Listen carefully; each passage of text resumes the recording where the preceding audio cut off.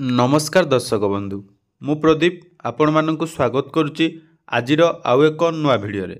तो आजिर ई भिडियो रे जहाँकि वर्तमान पीएम सूर्यघर योजनार मुक्त बिजुली योजना माध्यम रे जो माने ऑनलाइन रे रजिस्ट्रेशन करिसेंती तो सही ऑनलाइन रे रजिस्ट्रेशन करिथिबा समस्त हिताधिकारी यह एक गुरुत्वपूर्ण भिडियो रहिबो काहेकि ना जहाँकि केंद्र सरकार तरफ आपण मानकु 300 यूनिट्र मागणा विद्युत जोगाई दि जावाई जहाँकि यही स्कीम रे सरकार घोषणा करथिले। तो जदि आपण माने यही स्कीम पाई ऑनलाइन रे रजिस्ट्रेशन करिसेंती तो आपण को निहाती जानी रखिबा कथा जो यही स्कीम पाई आपण को केते टंका खर्च करिया पई पड़िबो। आसंतु ए भिडियो रे तार संपूर्ण डिटेल्स जानिबा। ता पूर्वरु चैनल को प्रथम थर विजिट करथिले वीडियो को लाइक करिवे, चैनल को सब्सक्राइब करिवे एवं पाखरे थिबा बेल आइकन को क्लिक करी आगो को आम चैनल माध्यम रे बहुत सारा नुआ नुआ अपडेट पाई परिबे। तो देखंतु जहाँकि रही पीएम सूर्यघर मुक्त बिजुली योजना जहाँकि केंद्र सरकार तरफ आपण मानकु सोलार पैनल जोगाई देवार व्यवस्था करा जायछि। तो यही योजना रे जहाँकि आपण को सर्वाधिक 78,000 टंकार सब्सिडी प्रदान करा जिवा बोली केंद्र सरकार तरफ घोषणा करा जायछि। ता पूर्वरु आपण मानकु जानी रखिबा कथा जो माने एही स्कीम पाई ऑनलाइन ले आवेदन करिथिले से ऑनलाइन आवेदन करिबा परे आपण को परवर्ती प्रोसेस कोन रहिबो। तो देखंतु जहाँकि रहिछि जदि आमे कथा बा एही स्कीम विषय रे तो आपण को जो सब्सिडी बा मागणा विद्युत कथा क जाउछि एथिरे कोनोसी मागणा रे आपण को सोलार पैनल दिया जिवो नै।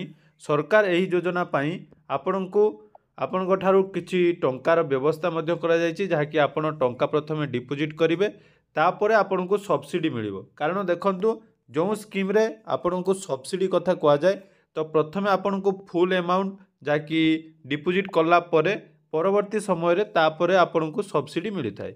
तो यही योजना रे जदि आमे देखिबा तो पीएम सूर्यघर योजनार कैलकुलेटर जहाँकि रही आपण को केते टंकार खर्च होबो देखंतु एई प्रथमे रही आपण स्टेट चूज करिवे।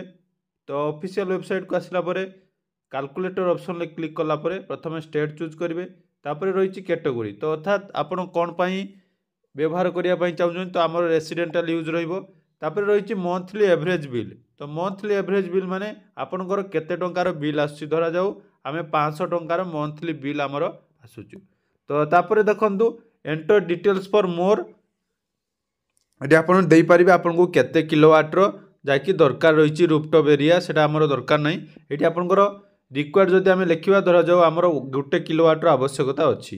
तो 1 किलोवाट रो आवश्यकता रहिले आपनकर देखंतु जाकि रही टोटाल एस्टिमेट माने प्रोजेक्ट रो खर्च टोटाल रही 50,000 टंका खर्च होबो से ता ऊपर आपन को 30,000 टंकार सब्सिडी मिलिबो। अर्थात कस्टमर 20,000 टंका शेयर करिवे किंतु मने रखंतु जो प्रथम डिपोजिट आपनकर रहिबो ताहा आपण डिपोजिट करिवे ता परे जाई आपन को सब्सिडी प्रदान करा जिवो। तेणु सब्सिडी आपण जो मागणा रे मिलिबो बोली कह जाउची सेतिरे मागणा रे कोनोसी नाही।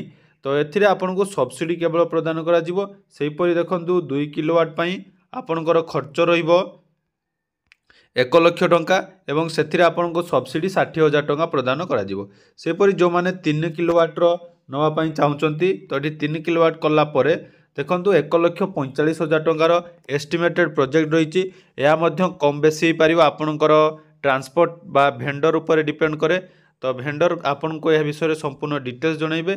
तो ये 3 किलोवाट ऊपर आपन को 78,000 टंकार सब्सिडी प्रदान करा जिवो। तो तेणु जो माने आवेदन करिया पई चाहुचंती से माने मध्य वर्तमान आवेदन करि परिबे। तो आवेदन करिया पई हेले पीएम सूर्यघर मुक्त बिजुली बा .gov.in को जाई आपण एप्लाई करि परिबे। तो एप्लाई करिवार फुल प्रोसेस मु डिस्क्रिप्शन ले दे देबी आपण सेमिति एप्लाई करि परिबे। धन्यवाद।